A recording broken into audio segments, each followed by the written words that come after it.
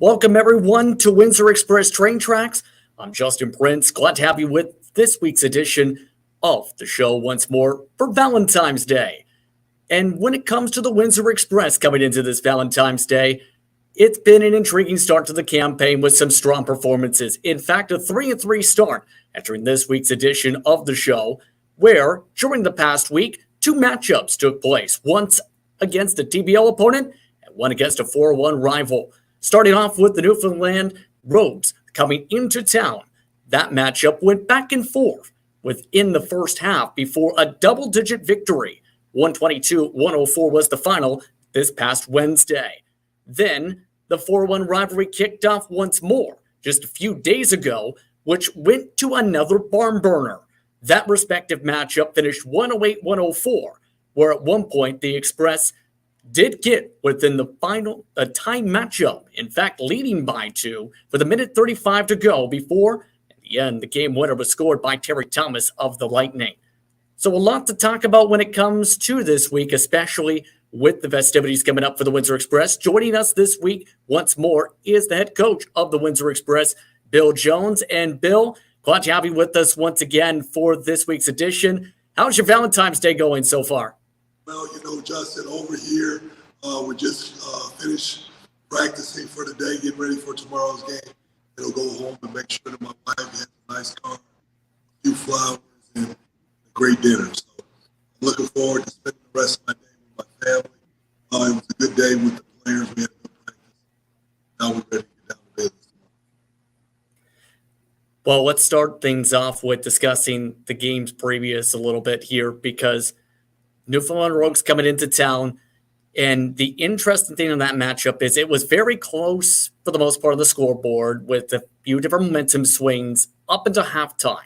And then after the half, it seemed things started clicking. How would you describe that shift from the first half to where the second half had expanded to as high as a 22-point lead? So, Newfoundland has a good backcourt. They have the guy 40 points. And ended up playing well when he shot the ball 2 quarters, and then we ended up making our mission to be able to stop. Once we did that, we started we got the ball and we third and fourth, and we were able to get some. And in turn, some of those various points from the last discussion you had with Don Papa in regards to the statement went from the time you last previously visited Budweiser Gardens, popped up a lot against the Lightning, and it went down to the wire yet again. How was that in your perspective in terms of that? Because it could have went either direction, you can argue. It stayed single digits for all but maybe a minute or two, the entire game. Yeah, you know what? London is tough in London at the Budweiser. It was our first meeting, which was 1 game, 5 years. We go out there, we didn't play a very good first quarter. We ended up even in the second half was big and tough. So we had an opportunity. And then like you said, put the ball up 2. Unfortunately, we missed the shot. And they tied it up. We had a chance to sit it in overtime. We turned the ball over. So the fun thing about our rival, we get a chance to play them 3 more times, 2 in Windsor and 1 in London. So we look forward to it. I guess the guys are chopping at the bit, ready to get back after it.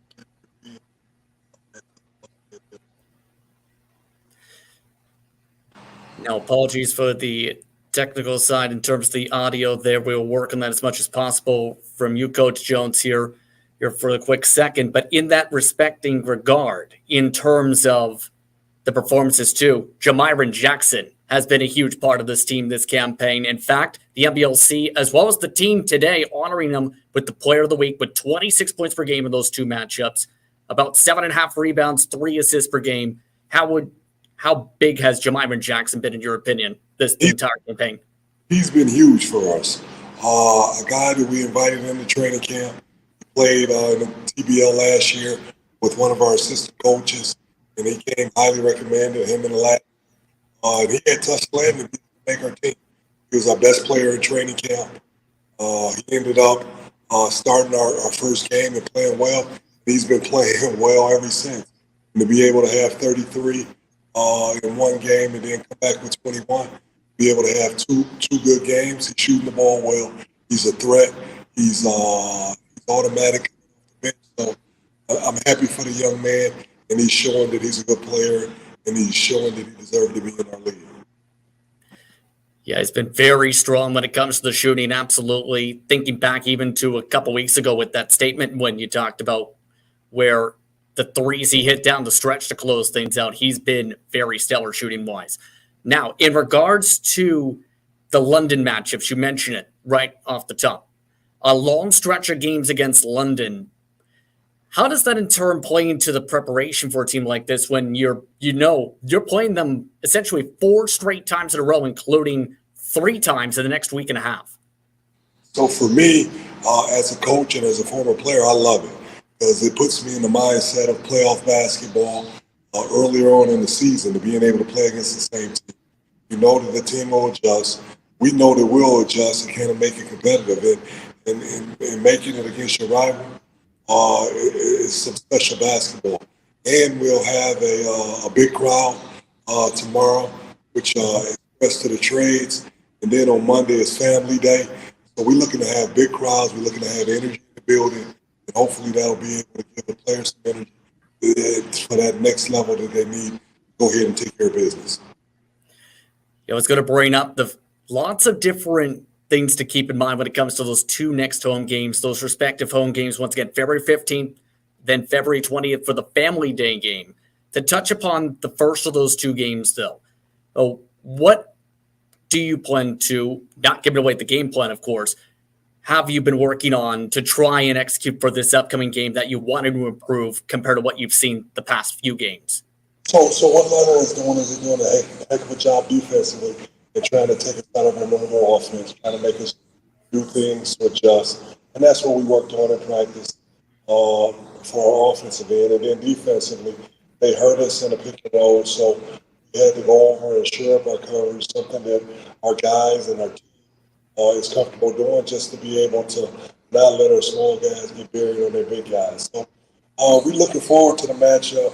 We're looking forward to see how well we adjust and how well we bounce back from the tough loss the other night. It's going to be intriguing, I think, that matchup, to say the very least. And you mentioned it, what the lots of people expect to be in the building for both days, starting off with tomorrow. Once again, expect to be a very busy afternoon as a whole, in fact, with the organizations being brought in. Correct, Bill? Yes, it is.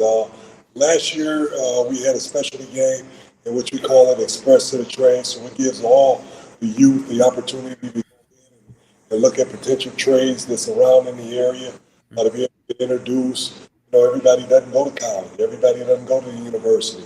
So it gives them an opportunity to get some skilled trades and give them the opportunity to introduce and meet those different groups and see if that's something that they like.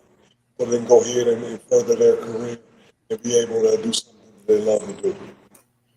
Once again, that's Express to the Trades. For more details, go to Windsor Express's website. Once again, windsorexpress.com, to be able to learn more about the event and also to be able to find out availability to be able to watch the action for 7 p.m., the tip-off time for that matchup.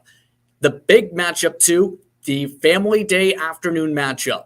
Family Day on the 20th. As a matter of fact, free tickets being donated as part of this year's game, as well as talked about in the promotions with free tickets for the Windsor Essex community, with the doors opening for 1 p.m., Bill. Yes. So, we've done that. And the one thing that I love about our organization is we're creative. We find ways to be able to let the Windsor Essex community come out and see some good basketball, fun family entertainment, number one with the Express to the Trades. And then on Family Day, it's an opportunity for a family to come out to watch the Express play and to be able to do it at no cost at all. So it's an opportunity to be able to have a family day. Bring your family out to come and watch some good basketball against our rival, and then to be able to have some fun with your family as well. So we're looking forward to it. I know we're doing a camp as well where the parents and the kids get a chance to come to our camp that day. So it's a lot of fun things that we're trying to do within this community, promote our basketball, to promote the organization, and also to promote entertainment. I'm glad to be a part of it, and looking forward to having as many fans as possible come out and watch the game. Once again, for more information, be sure to go to the box office in person, the WFCU Center box office, from the 15th all the way to the 20th, up to tip time. Again, those free tickets brought to you by Joe Falia, a sales representative from RE/MAX, in coordination, in partnership with various organizations, including the Express. But to get to the main point for the games in themselves, in your opinion, for you to come away with the wins throughout this next week, try and build another winning streak to stay above the 500 mark, what do you think will be those keys that you have to hit throughout the next few days, in the next week and a half? So, like you said, the next week and a half, we have to work on our intensity. Being able to compete for 48 minutes, playing at a high level.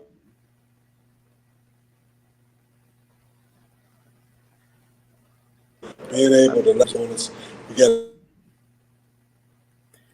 I believe we may have lost. Yeah, we're here, and we got to be able to block out and be able to not let teams have big days, and then we just want to be able to get it done and be able to put on a good show. Well, with that, anything else you want to touch upon once you get back towards the preparation for tomorrow night? Thank you. No, that's it. We want everybody to come out to Express to the Trades. We want everybody to come out to the family day and come out and watch and cheer on your Express. So, Justin, I thank you for filling in for Don. You did a heck of a job. Hopefully, I'll see you soon. With that, once again, that's Bill Jones, head coach of the Windsor Express. I'd like to thank him for taking the time to speak with us once again for Windsor Express Tracks. Once again, to repeat the dates coming up in the next week for the Windsor Express, both against the London Lightning, February the 15th and February the 20th. On the 15th, Express to the Trades. Be sure to keep an eye on how you can attend by going to the tip-off in turn for 7 p.m. on Wednesday. And on Sunday, on Monday, on Family Day, here are the details here on how you can find your way to the Family Day game for free tickets as part of the festivities for this year's Family Day game. Tickets available February 15th through 20th at the box office in person at the WFCU Center, where you can celebrate Family Day with the Express. On that note, it's time to say goodbye. I'd like to thank you for tuning in and watching along with this week's edition of Windsor Express Tracks. I'm Justin Prince saying so long. Enjoy the rest of your day or evening. We'll see you next time for Windsor Express Tracks. Go Express.